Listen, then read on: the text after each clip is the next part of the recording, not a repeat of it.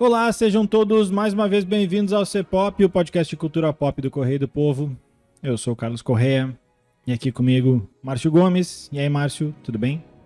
Oi, Carlos, tudo bom? Tudo. E nessa semana a gente tem mais uma estreia. Seja bem-vinda, Carol Guarnieri. Tudo bom, Carol? Tudo certo. Eu, o Márcio e a Carol hoje vamos falar de A Pequena Sereia. Não o filme de 89, mas o novo, o filme de 2023, agora um remake em live action da Disney que está chegando aos cinemas agora nessa semana. Então a gente, sem mais delongas, pede aí para o Matheus subir a trilha para começar a falar logo da nova produção da Disney.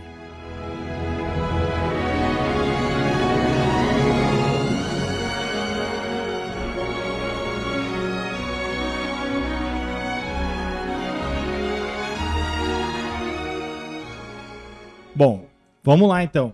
Como eu disse, Pequena Sereia é um remake aí de agora em live action. É uma onda que a Disney já vem fazendo aí nesses últimos... não chega a 10 anos, porque acho que a onda... Se a gente contar o Alice no País das Maravilhas, não sei se... Pode ser. Se contar o Alice no País das Maravilhas, pega lá o filme do Tim Burton, remete a 2010. Mas essa onda de alguns desenhos mais clássicos, acho que começou ali em 2015 com a Cinderela. E sem ordem de tanto de qualidade como cronológica, outros dos filmes que seguiram essa mesma toada aí, o Rei Leão, a Bela e a Fera, a Malévola, que é a vilã lá da Bela Adormecida, tem Mulan, tem Dumbo, tem a Dama e o Vagabundo, tem Aladdin e tem a Cruella, que também é a versão da vilã da 101 Dálmatas. Ah, esqueci o Mowgli, né? Que talvez seja o melhor dessas adaptações aí. Tem a do Peter Pan que entrou agora, né? A Peter Wendy também, né? A Wendy também. E tem o Christopher Robin também, né? Que é uma versão live action que é o do Ursinho Pooh. E tem uma outra versão, né? Tem uma outra versão do Ursinho Pooh que tá chegando por aí, né? Mais sangrenta. Que é um pouco bastante mais sangrenta. Agora, o filme em live action é dirigido pelo Rob Marshall, que é um diretor aí bastante renomado. É o cara que fez Chicago lá, um filme que ganhou vários Oscars com a Catherine Zeta-Jones, a Renée Zellweger e o Richard Gere. A história é a mesma, né? Ariel é a sereia, ela se apaixona pelo príncipe Eric, mas aí tem o problema que o príncipe é humano, a Ariel não é humana, e a história vai girar em torno disso. O filme é consideravelmente mais longo que o desenho. O desenho tem ali 1h30, um pouquinho mais. O filme tem 2h15 por aí, né? Aqui já abrindo espaço e agradecendo. A gente já assistiu a cabine do filme a convite da Espaço Z. Tem umas polêmicas antes, que é umas polêmicas que não deveriam existir, mas enfim, né? A gente não vai passar por cima. Justamente, né, a gente tá gravando na segunda-feira e ontem na Espanha teve todo o rolo lá do Vinícius Júnior. Então, só para não deixar passar, quando a Hale Bailey, que é a que vive a Ariel agora, foi escolhida, teve gente enchendo o saco porque é uma personagem negra e a sereia não é negra. Como é que uma sereia é negra? Começa que uma sereia não existe. Então, tanto faz. Segundo que...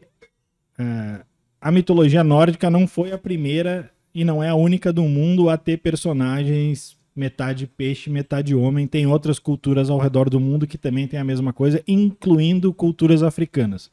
Portanto, se você reclamar da atuação da Hale Bailey, você tem todo o direito de criticar o filme e fazer o que quiser. Só não vem com esse papinho de que isso e que aquilo porque a personagem é negra, porque daí só tem um termo para você e é racista. Dito isso... vamos começar com as nossas primeiras impressões, aí depois a gente entra em algo mais específico do filme, como sempre. Carol, preferência para as mulheres aí. Começa aí. Gostou, não gostou? Curtiu, não curtiu? O que te pareceu? Eu curti bastante. Eu lembro que eu assistia muito quando eu era mais nova. Era um dos meus preferidos. Então eu tava já com as melodias na cabeça e tudo mais. E foi muito interessante poder relembrar da história dessa outra forma, assim. E eu acho até que não chega a ser uma versão adulta, assim, digamos assim, da história, mas eu acho que é um pouquinho mais madura do que o desenho, assim, tem até algumas partes de conflito e tudo mais, com vilões que talvez algumas crianças se assustem um pouco, quem sabe, assistindo, que eu acho que talvez um desenho não tivesse sido tão impactante, mas eu achei muito interessante, assim, eu acho que eles escolheram um elenco muito bom, eu fiquei impressionada com... Eu sabia que a Hale cantava muito bem, né? Ela tem essa dupla com a irmã dela, a Chloe, e elas começaram a fazer sucesso lá na década de 2010, assim, no YouTube, fazendo covers e tudo mais, fazendo bastante cover de Beyoncé. E então eu tava esperando bastante dela, mas eu não tava esperando tanto dos outros membros do elenco, assim, eles me surpreenderam positivamente. E eu acho que, no geral, foi muito legal. Eu acho que é um filme que vale a pena assistir. Márcio. Eu não tive esse background aí que a Carol teve, e acho que o Carlos também, né? Pelo menos eu vi na antevéspera. Pois é, eu não tinha visto o desenho inteiro, acho que eu devo ter visto alguns trechos, mas eu não tava com a história presente. Então, foi quase como se tivesse visto a história pela primeira vez, assim, sem spoilers. Que por um lado é bom. Por outro é ruim porque eu fui sem expectativa alguma e não tinha esse apego emocional com a história, assim. Então consegui ver o filme por ele mesmo, assim, e enquadrando a história sob o olhar que a gente tem hoje, tanto das produções cinematográficas, literárias, ou de produções para streaming, né? E eu achei dos últimos filmes da Disney que eu vi, eu não vi toda essa lista que o Carlos elencou ali, eu vi algumas delas, eu achei esse um dos mais conservadores, assim. Visualmente o filme é muito bonito, musicalmente também a atriz, a Halle Bailey, canta bem e tudo. Questão dos efeitos especiais funcionam, quase todos eles, né? E, pelo menos pra mim. Mas a história me pareceu meio fora do contexto, assim. Até lembrando um pouco do filme do Mario, assim, né? Que a gente viu há pouco tempo atrás.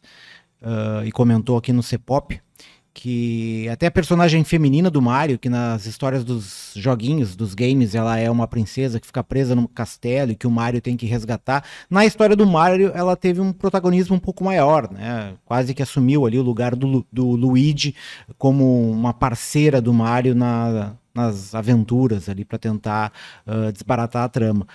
Nessa da Pequena Sereia, embora a Ariel, que é a sereia em si, tenha um protagonismo, né? Ela que enfrenta a vilã no final do filme e todas essas questões que parece que isso meio que fugiu um pouco da história do desenho original, ainda me parece uma ideia meio, né, a ideia original da Pequena Sereia de tu sair das garras do pai para cair nas garras do marido, assim. Embora o filme en passant fala ali da questão de ela querer conhecer o mundo fora d'água e tal.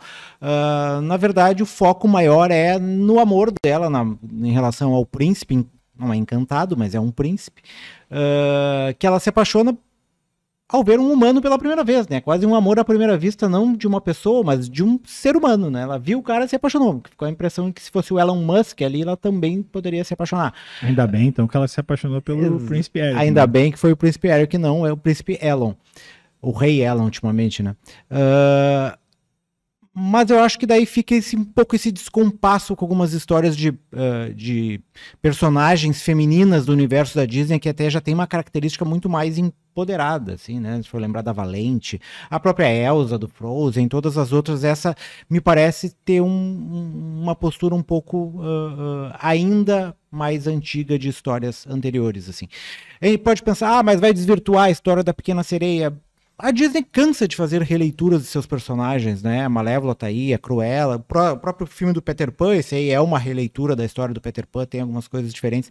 Então, poderia dar uma modificada na história, mas as mudanças foram em relação aos personagens, que o Carlos citou ali, e o resto eu acho que seguiu a mesma toada, assim, com poucas variações. Isso me pegou um pouco, assim, eu não achei ele particularmente engraçado, as cenas de ações eu também achei muito poucas, assim, e a culpa da graça não é dos atores que interpretam os personagens, ali a questão do caranguejo, do peixe, da gaivota, né, as vozes são engraçadas, mas as piadas pra mim não funcionam tanto, assim. E a ação e os momentos de tensão também são mais raros, assim, com exceção da parte final ali, de uma ou outra parte no começo do filme, quando o navio tá afundando, etc. Enfim, sei lá, acho que não me pegou muito esse aí. Esse não me... Ainda 2h15, né? O que a Marvel tem feito com a Disney né? Eu tava vendo. Só faltou cena pós-crédito, né? São 51 minutos a mais do que o desenho. Quase 1 hora a mais. Eu tendo a concordar discordando do Márcio. Eu acho que é isso aí mesmo. Mas acho que se esse filme nos pegasse, esse filme tava errado, né? Porque a gente não é o público dele, assim, cara. A gente já não cozinha mais na primeira fervura há um bom tempo. E acho que é, não uma armadilha, mas acho que é uma característica dessas releituras.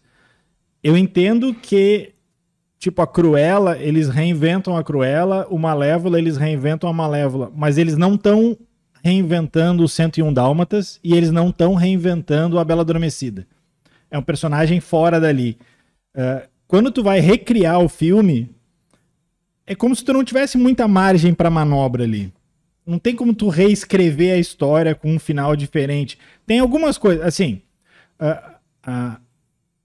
tá na cara que a Disney tentou fazer uma imagem de mais diversidade, e não só pela escalação de uma atriz negra para fazer o papel principal. Logo no começo do desenho, existe... Isso é algumas mudanças, né? A apresentação dela no desenho é como se fosse uma apresentação musical, onde o Sebastian, né, que é o caranguejo, é o maestro. E aí todas as outras filhas do rei, elas vão cantar, e aí na hora abre a concha lá e a Ariel não tá ali. Aí tu vê que ela tá lá explorando a superfície. No filme não é isso, é uma reunião, né? Isso já poderiam ter trocado por um e-mail se tivesse e-mail lá no fundo do mar. Mas quando aparecem as irmãs, já fica clara a primeira diferença, assim. Cada irmã é de uma etnia completamente diferente, assim. Tem a irmã asiática, tem a irmã nórdica, tem a irmã albina, tem a irmã latina, tem... O Triton passeou bastante. Exatamente, navegou bastante o Triton. O Triton navegou bastante. Então, assim, essa coisa fica bem evidente. Assim, o papel da mãe do príncipe é um papel que não existia no desenho. Inclusive, agora ele é adotado porque os pais morreram num naufrágio. E é uma personagem negra também. Então, assim, a Disney se preocupou em colocar bem mais diversidade, assim, nessa parte. Agora, na história em si, não. Às vezes eu fico pensando assim, onde é que estão esses 51 minutos a mais, assim, em relação à história principal, assim. A história principal não, a história original do desenho. E acho que estão nas sequências de ação, assim, ou em algumas sequências musicais, porque ele é bem musical, né? Ele é bem mais musical do que outros filmes aí recentes, cara. Do nada o cara começa a cantar, assim. Tem alguns números bem famosos, né? Tipo Under the Sea e o Part of Your World.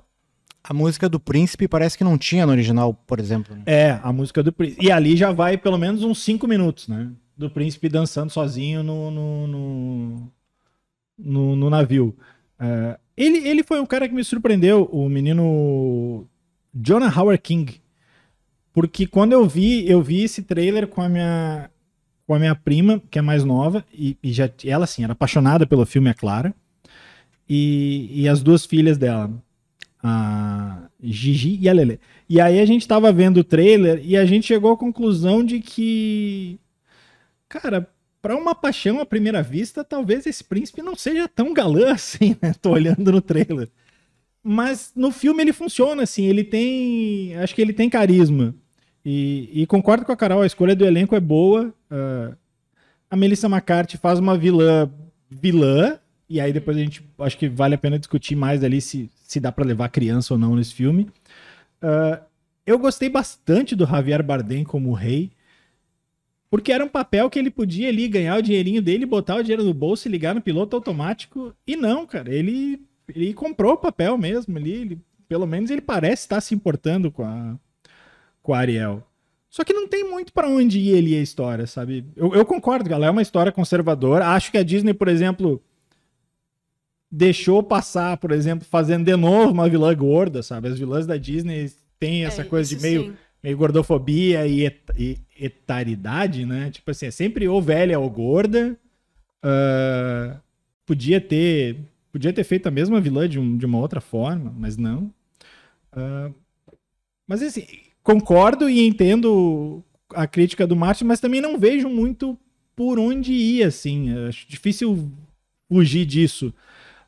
Algumas curiosidades aqui que eu tinha pescado do elenco, que poderia ter sido a Maya Hawke, que é a filha do Ethan Hawke com a Uma Thurman lá, que tá no Stranger Things, também fez teste de elenco. Ela estava inicialmente cotada para ser a Ariel. O Harry Styles estava cotado para ser o príncipe. Que bom que não foi. Que bom que não foi, né? Quem viu, não se preocupe, querida, vai concordar com a gente. E quem estava cotado para ser o caranguejo, o Sebastian, era o RuPaul. Mas o RuPaul não aceitou fazer um sotaque caribenho. O filme tem essa levada bem caribenha, né? O personagem do caranguejo, né? É um Jamaican caranguejo, né? Mas acho que é isso, assim, cara.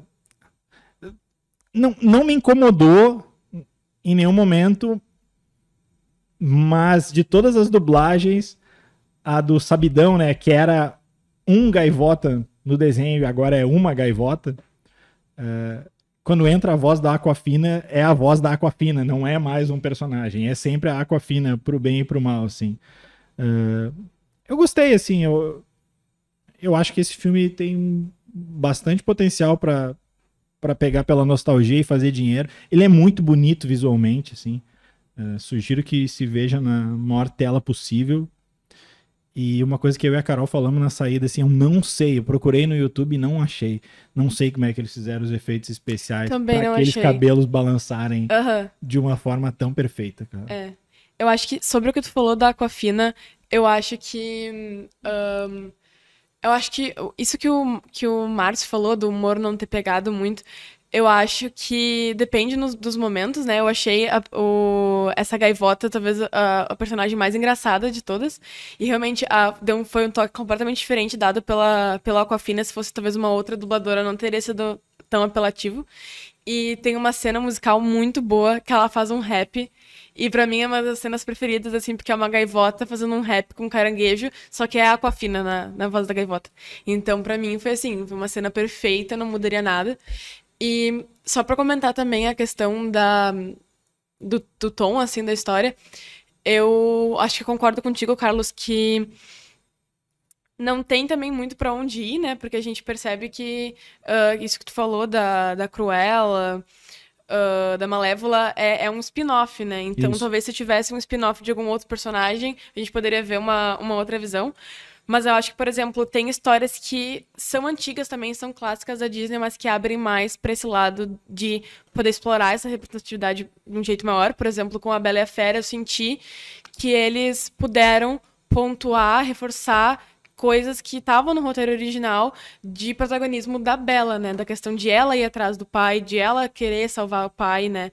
Então, e de ela ter toda uma questão literária e tudo mais. Então, ela dá pra reforçar esse protagonismo. Só que, realmente, nessa história da Pequena Sereia, não tem muito o que trabalhar com a Ariel, além do que já foi feito antes, né? Eu acho que seria realmente um filme muito diferente. E, então, dentro dessas possibilidades possíveis, eu acho que o fato deles trazerem uma diversidade no elenco foi uma maneira de driblar ou de trazer essa pauta, essa discussão de uma outra forma. E eu gostei que eles trouxeram, realmente, como tu falou, as filhas todas do Tritão eram de lugares diferentes, porque realmente são os 7 mares, né? Então dá pra ver que tem influências diferentes.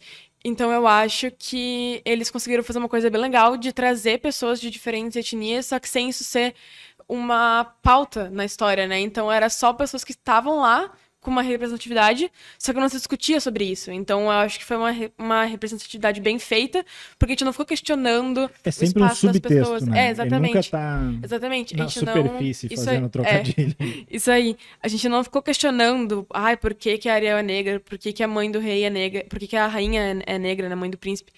Eu acho que eles só colocaram essas pessoas lá. Então, é uma maneira interessante, uma maneira legal. Eu acho que traz um frescor, assim, pros olhos de ver um filme com um elenco diverso, sem que a diversidade seja uma pauta para sem cair de novo nesses mesmos textos repetitivos que a gente já viu e a gente vê, e, sei lá, discussão de Twitter, sabe? Eu acho que pode se afastar um pouco disso e só mostrar que, em primeiro lugar, eram realmente atores, eram atrizes que tinham o seu trabalho para mostrar, sabe? Apesar de qualquer outra coisa. Então, eu achei que isso foi uma estratégia bem interessante que eles adotaram também. Fazendo a defesa do meu ponto aqui, né?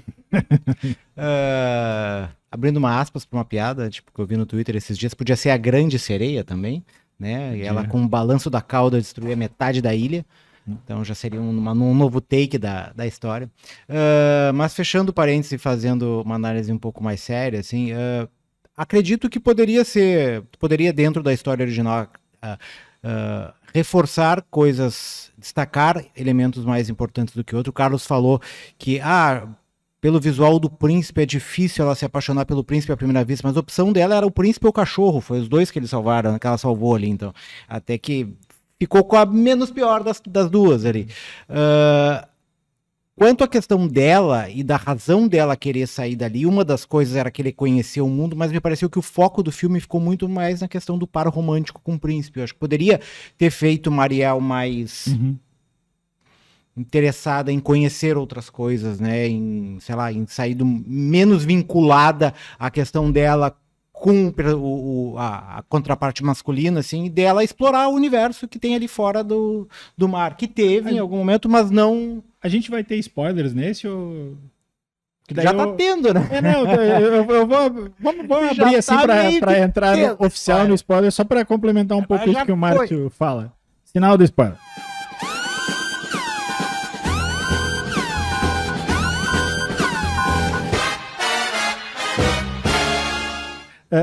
Tem uma pequena diferença que corrobora e não corrobora isso que o Márcio falou. No desenho, no final, eles se casam. No filme, eles não se casam. Dá a entender que eles se casam, mas eles não se casam. Eles viajam para conhecer o mundo. Para conhecer o mundo, Mas eu agora que tu falou, é um negócio que eu tinha pensado um pouco. Eu não comprei muito no filme. No desenho, tu compra mais essa paixão à primeira vista dela. Eu percebo que eles são um casal muito apaixonado a partir do momento em que eles vão lá pro laguinho. Ali sim, tu vê que tem uma química e tal. Até então, no desenho, tu vê que ela tá muito mais apaixonada. O filme não me passou muito assim, cara. É que eu acho que esse é um filme, como tu falou, voltado pra nostalgia, assim, voltado pra quem viu esse filme em 89 e não pras novas gerações. Eu acho que a galera que vai tomar contato com esse filme agora, seja crianças, adolescentes, seja lá quem for, vai notar essa diferença em relação a outras produções mais atuais, assim, em termos de temática. Sim. Então, mas para quem viu e teve esse contexto da história lá de 89, que tem toda essa questão emocional de identificação, de quanto foi importante para a formação, etc. E tal, quase vai ouvir as músicas, vai ver os personagens e tal, e isso vai se identificar. E quanto à questão do ator, tu disse que a interpretação do Javier Bardem, ele tá bem no filme, tá. Mas só pra contrapor com outro filme que eu vi nesse fim de semana, eu acho que até vou dar de dica no final, que é o do Peter Pan, tipo, o Jude Law tá bem melhor do que ele. Então, tipo assim, mesma história do Peter Pan, que é outro filme que saiu quase concomitante com a Pequena Sereia, só que foi no streaming, assim, e eles conseguiram, dentro da história do Peter Pan, dar uma virada, pelo menos, não como é que é, no âmago da história, mas na forma como tu encara aquele contexto ali de um garoto que não quer crescer, de quanto isso é bom ou não é bom. Deram uma nova versão pro Capitão Gancho também, de um vínculo dele com o Peter Pan, etc. Então, assim, tu consegue dar um frescor novo pra uma velha história, assim. E às vezes funciona, às vezes não funciona tão bem, às vezes funciona. E nesse caso da Pequena Sereia, eu acho que a Disney resolveu apostar mais nessa questão da nostalgia, do que propriamente tentar reinventar uma história. Talvez vamos fazer um filme da Úrsula, assim. A Disney joga com 3 volantes, né? A Disney não tá muito pra arriscar. Nem sempre. Eu acho que a Cruella foi divertido, né? Sim, mas aí acho que entra no caso, como a Carol disse, são spin-offs. Eu acho que tem um outro lado, assim, se a gente tentar ver por outro lado, que é se eles mudarem, digamos que eles mudem o final desse filme. O backlash ia ser muito pior. Assim, acho que se mudasse o mesmo destino de determinados personagens, sabe? Eu acho que ia gerar muito mais hate do que coraçãozinho, cara. Mas ao mesmo tempo, eu entendi melhor o argumento do Márcio agora. E eu acho que, por exemplo, ela realmente tem uma motivação muito grande de conhecer o mundo. Só que se a gente for ver, dando um pequeno spoiler também, na cena do pai dela destruindo as coisas que ela conseguiu dos humanos, que ela resgatou de naufrágios, ou enfim, algo assim. Ela fica muito triste no final, mas ela fica muito triste no final pela notícia de que ela não pode subir de novo na superfície pra encontrar o Eric, e não tão triste por tudo que ela tinha guardado que foi destruído, sabe? Então, eu acho que talvez se eles quisessem reforçar que ela tinha essa personalidade aventureira, curiosa e que se arriscava pra procurar coisas novas, eles podiam ter também mostrado esse lado, sabe? Essa perda dela, e não só a perda da oportunidade de rever o Eric. Eu acho que às vezes esse perfil dela é meio que um perfil dela no LinkedIn, assim, muito aventureira, mas na real ela não é tão aventureira assim. Não, tudo bem, mas é aquilo que a gente tá falando. Eu acho que o momento pede uma nova leitura para esses personagens, assim, sabe? Não é questão de mudar o final da história, de ela ficar sozinha, ou de um deles morrer na história, nem isso, nem ela, sei lá, virar amiga da Úrsula e resolver governar os 7 mares. Não é. É só, assim, um tom de personalidade que hoje, pra essa, tipo, as meninas não aceitam mais aquela coisa, sai do pai, vai pro marido, ou é uma princesa no castelo, como na questão do mar, esperando para ser resgatado. Tu até pode trazer esses personagens, mas a identificação com uma nova geração vai ser mais difícil, assim, do que era com as gerações antigas. Tem um detalhe bem importante que acho que a Disney fez questão de não deixar passar, e não deixou passar não citando, que é no desenho a Ariel tinha 16 anos. Ariel, portanto, era de menor, né? Com o príncipe.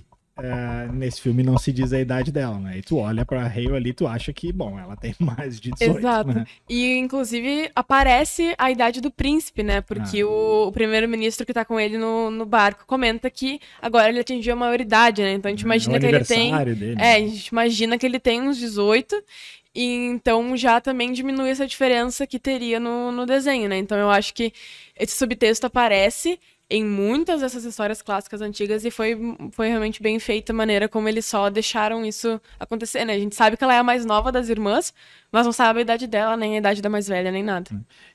Eu peguei quando eu vi o desenho, eu anotei, mas eu nunca tinha visto o desenho.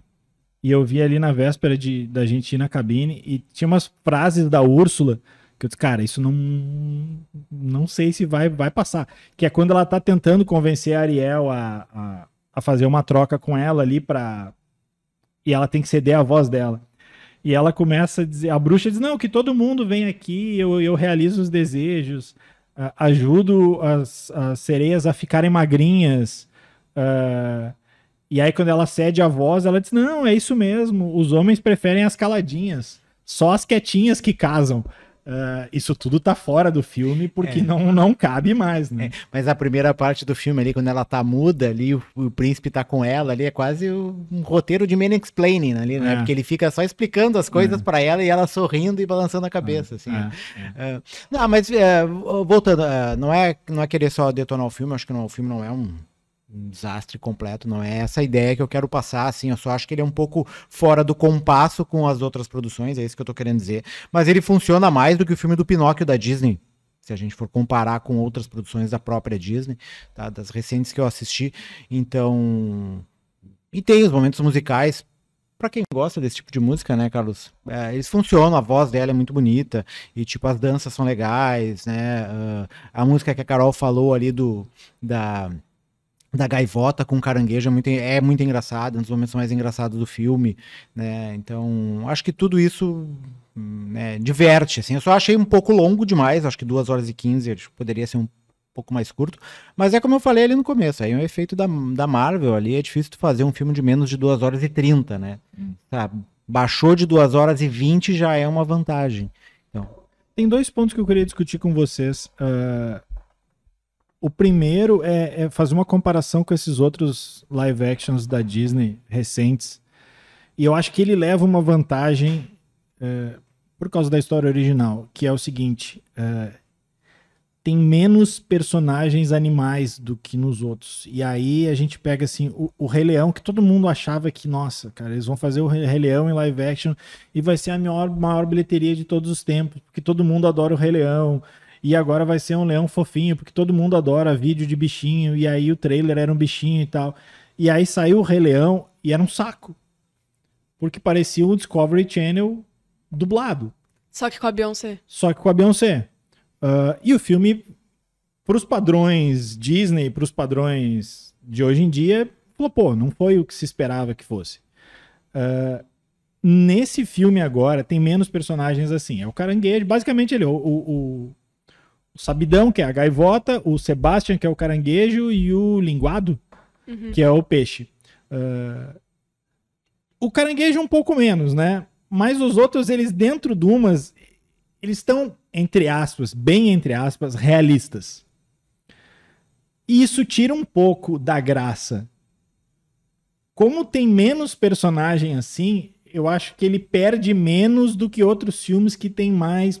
Eu acho que a Disney, desde o Mowgli, que tem muito personagem animal, mas eles conseguiram resolver isso, a Disney ainda não conseguiu deixar bichinhos fofos quando realistas.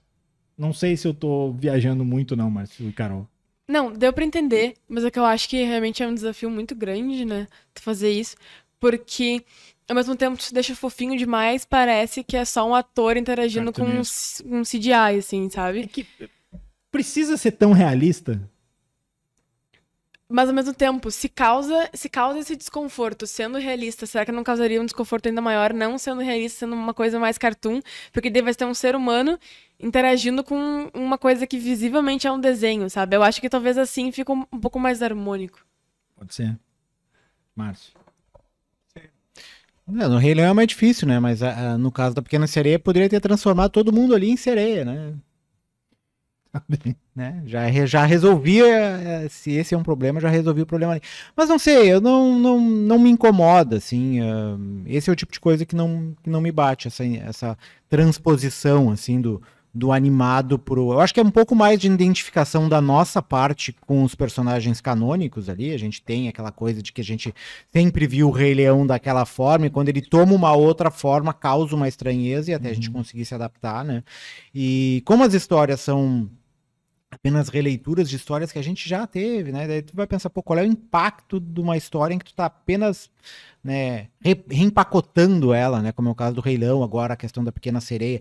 Ela é bem menor do que a Malévola, que é uma nova história, mesmo que seja um personagem já antigo, tu tá, né, trazendo um novo universo ali, a mesma coisa com a questão da Cruella ali. Então, o impacto acaba sendo diluído por isso, porque por mais que tu faça uma história muito bem feita e visualmente bonita e tal, nunca vai ser aquela memória afetiva que tu tinha daquele desenho lá de 20 anos atrás, nunca vai ter o mesmo impacto, por mais que tu te identifique, etc.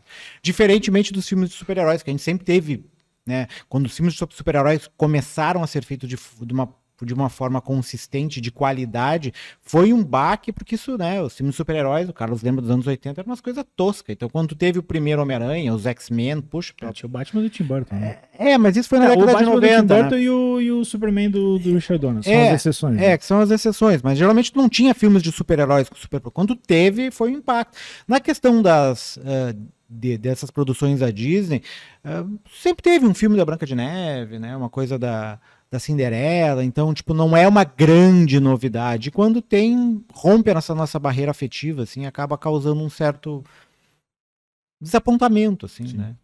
E para encerrar, eu queria ver com vocês, aí sim, já meio que dando dica para quem quiser ir, porque eu tava pensando assim, quem era criança quando saiu esse filme, tá bem numa idade, assim, 30 e alguma coisa, que tem boas chances de ter uma um filho com a mesma idade de que tinha naquela época, né? Então, acho que esse peso da nostalgia é ainda mais levado em consideração. E aí eu pergunto para vocês algo que a Carol tinha levantado ali no começo, principalmente nas cenas da vilã da Úrsula, né? Que é um polvo. Assusta, não assusta? Dá para levar a criança pequena? Eu não tenho filho, o Márcio é sempre nosso termômetro aqui. O que vocês acham? Dá para levar a partir de que idade, assim? Eu acho que dá pra levar. Tem a parte da Úrsula ali que é um pouco mais dark, assim, mas não chega a ser uma coisa extremamente assustadora. É criança que tá acostumada com histórias da carochinha vai acabar... claro, que uma criança que nunca teve contato com aquele tipo de personagem vai ter um estranhamento, mas crianças que estão acostumadas, acho que não... A minha grande questão em relação às crianças pequenas é se esse filme vai gerar uma identificação, como gerou, por exemplo, a Frozen, né?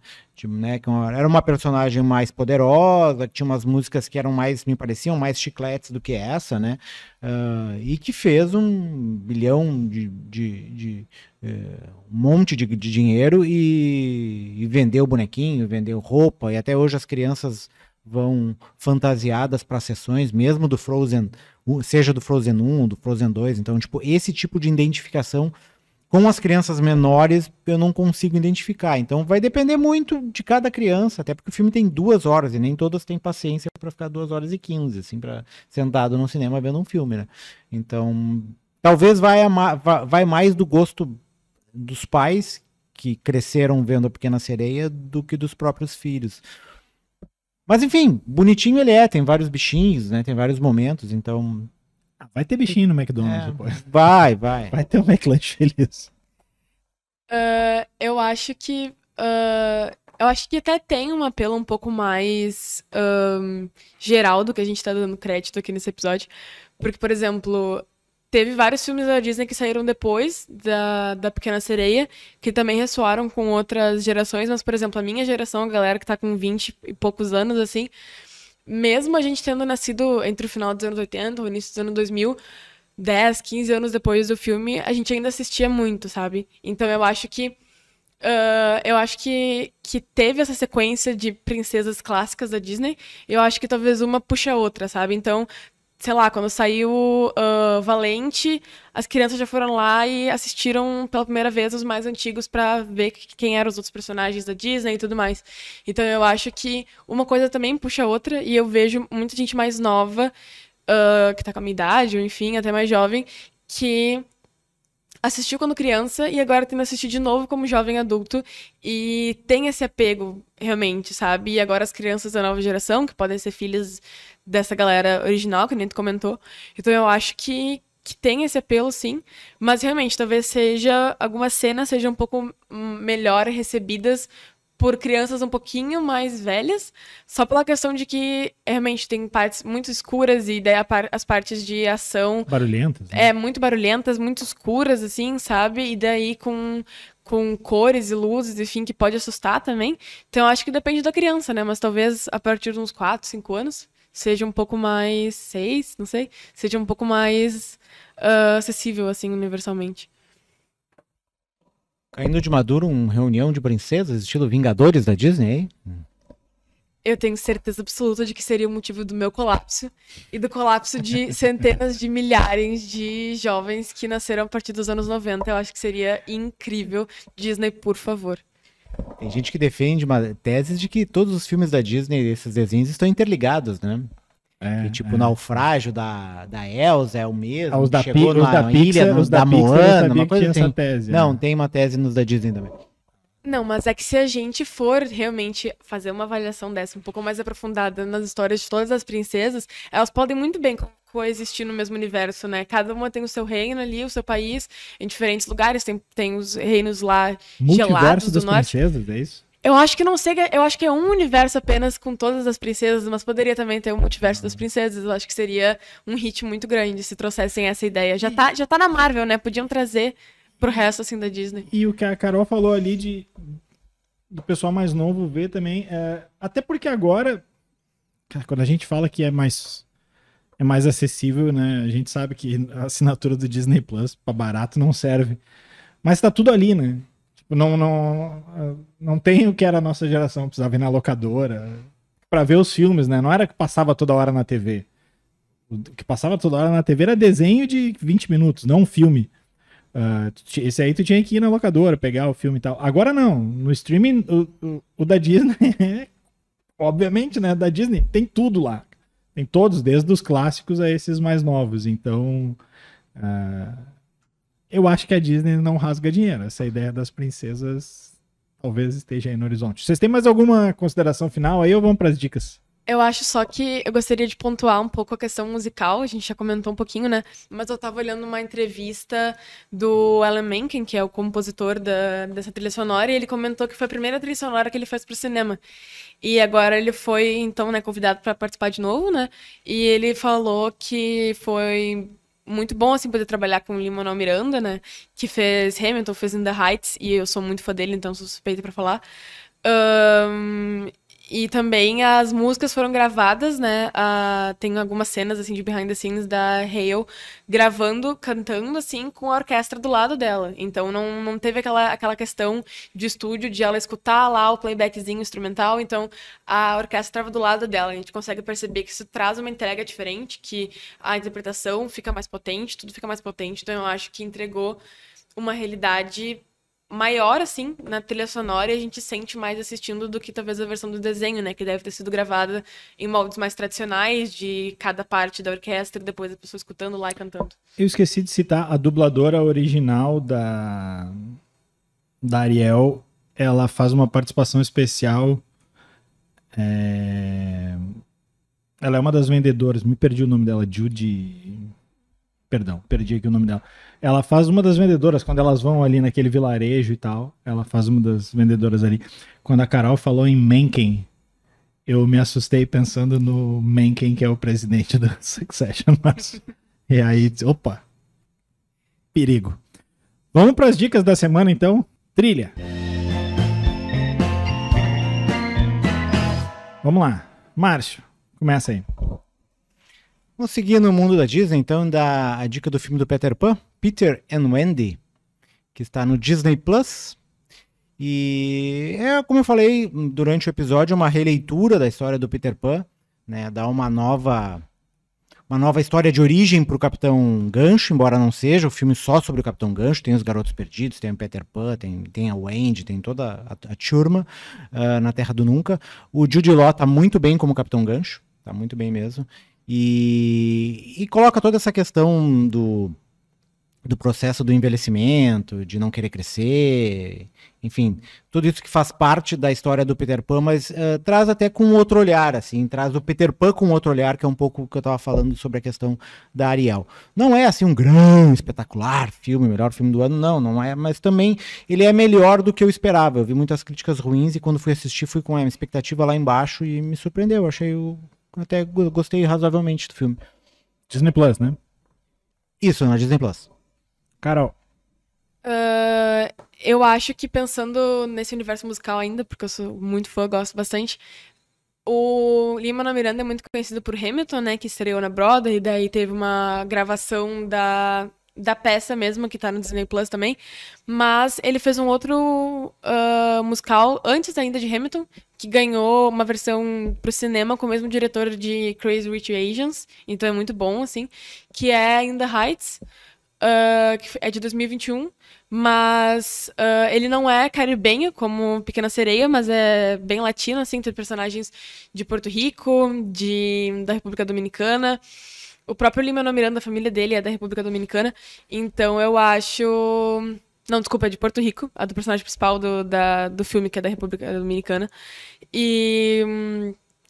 Então eu acho que é bem legal, assim, pra quem gosta de musicais, pra quem gosta de influências latinas na música, tem bastante. Eles também gravam várias músicas em espanhol. E é bem legal, tá disponível no HBO Max. Quando a Carol falou, eu gosto dessa coisa musical, eu já pensei, lá vem Taylor Swift, porque a Carol é mais uma das que tenta propagar a palavra de Taylor Swift. Mas por enquanto a gente não tem um filme dela, assim, a gente tem um documentário. Live action A gente tem... Ah, não, mas é que esse daí a gente esquece, foi uma mancha no currículo. Mas a gente tem... Não, mas tem um filme que ela atuou. Ela atuou em...